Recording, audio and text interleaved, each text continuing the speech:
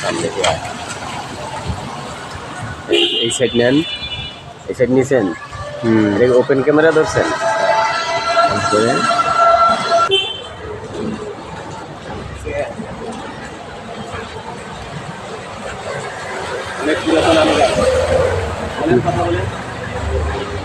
অনেক পুরাতন। এটা রাজার বাড়ি, হরিশ্চন্দ্র রাজার বাড়ি, রাজপ্রাসাদ যেটা। গাছের গোড়াগুলো দেখলেই বোঝা যায়। হ্যাঁ, এটা অনেক পুরানো, অনেক পুরানো। আর এই ইটাগুলো 1000 বছর আগের ইটা। সেটা ব্রিটিশ আমলেরও আগে, তাই না? হ্যাঁ, 1000 বছর আগে। 1000 বছর আগের ইটা। হ্যাঁ, স্থাপনা এটা প্রত্নরত্নবিদদের আওতাধীন। হরিশ্চন্দ্র রাজার বাড়ি। এটা লোকেশন হলো সাভার বিরুলিয়া রোডের পাশে, তাই না? শাহীবাগ চৌরাস্তা, সাভার শাহীবাগ চৌরাস্তা। বাহ,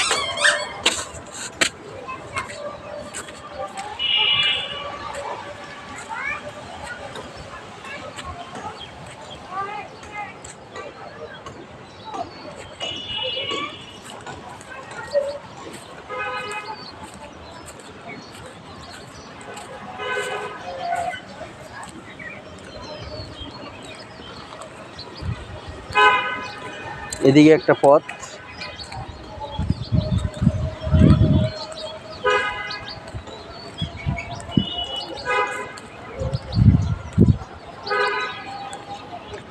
এখন লোক সমাগম কম, কিন্তু বিকালবেলা এখানে প্রচুর পরিমাণ লোকের আনাগোনা থাকে।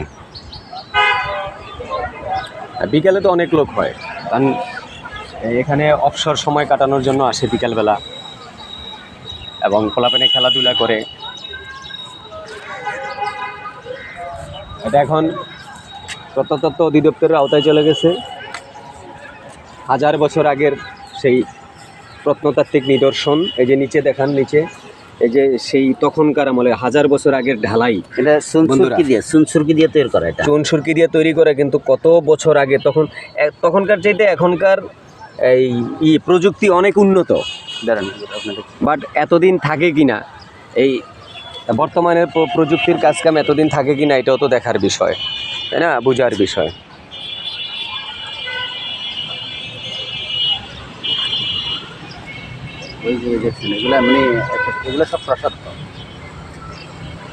এগুলি ছিল কোঠা, এই কুটুরিগুলি ছিল রাজার প্রাসাদের। পরবর্তীতে এগুলি ঢেবে গেছে বিভিন্ন প্রাকৃতিক দুর্যোগের কারণে হোক, আর মানে অযত্ন অবহেলায় থাকার কারণে, দীর্ঘদিন অযত্ন অবহেলায় থেকে এগুলি জঙ্গলে পরিণত হয়েছিল, এবং পরবর্তীতে এটাকে উদ্ধার করা হয়েছে। অর্থাৎ এই 70 থেকে 80-র দশকে, বেশিরভাগ 80-র দশকেই এই প্রত্নতত্ত্ববিদরা এখানে এসে প্রত্নতাত্ত্বিক যেই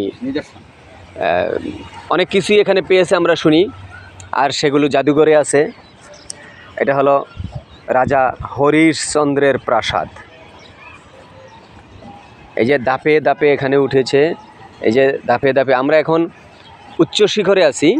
এরপরে আরও কতগুলো ধাপ আছে বন্ধুরা, আপনারা দেখতে পাচ্ছেন। এই যে ধাপ, এই ধাপ, এই ধাপ, এবং নিচে নামতো।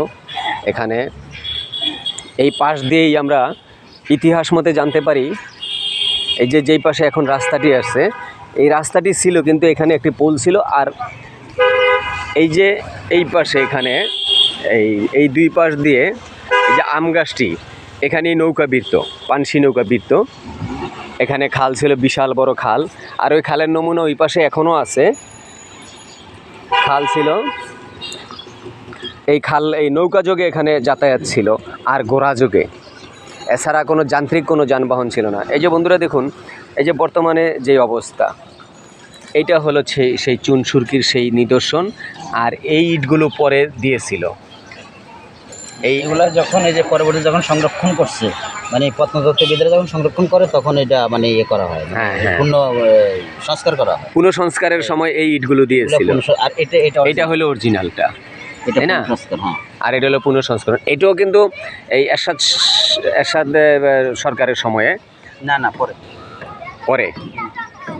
80-র দশক না, 80-র দশকে দিছে, এরপরে তো আর কোনো কাজ করা না হয়নি। না, এটা সংস্কারটা করছে আপনার মনে করেন খালেদা জিয়ার আমলে, এরশাদের পরে যখন বিএনপি সরকার ক্ষমতা আসে তখন করে। আচ্ছা আচ্ছা, তাহলে 90-র দশকে করছে, তাই না? 90 দশকে, 90 দশকে।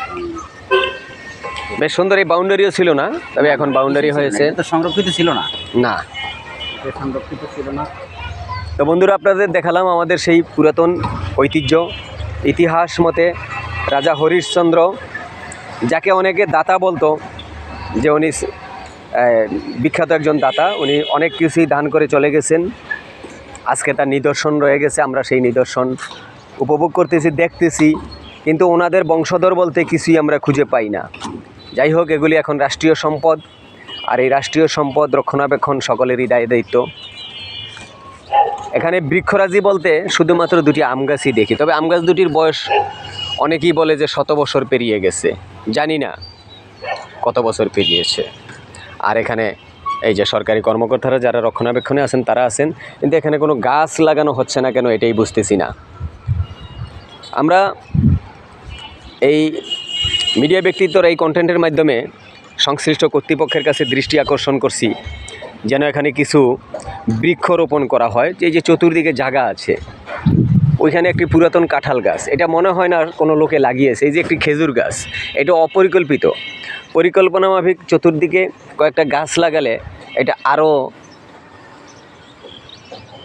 শোভামণ্ডিত হতো। এটা আপনারা দেখবেন, কর্তৃপক্ষ এখানে সুদৃষ্টি নিক্ষেপ করবেন। বন্ধুরা, আজকের ভিডিওতে আপনাদের প্রতি শুভকামনা জানিয়ে এখানেই শেষ করছি। ধন্যবাদ সবাইকে।